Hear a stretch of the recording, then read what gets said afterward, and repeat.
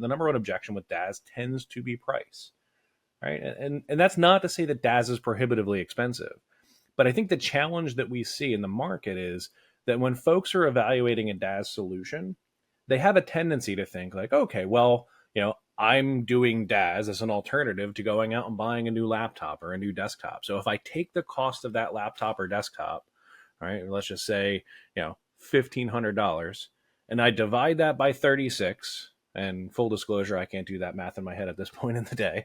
But they look at what those numbers are, right? And then that is what they look to equate as, well, how does that stack up compared to the monthly cost of a DaaS seat? And to be quite honest, it's not really a great way of looking at it. It's not a fair comparison, even though it's the first one that tends to pop into people's minds. The reason for that is DaaS is so much more than just a replacement for that underlying client hardware, right?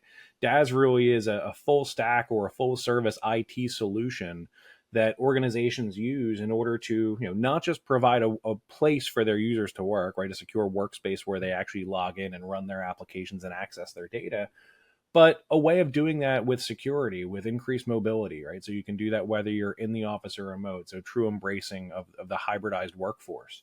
A way to do that by simplifying your overall organizational logistics of, not necessarily having to go out there and replace devices, having to buy that new desktop or laptop, being able to extend the life cycle of existing devices that are already deployed.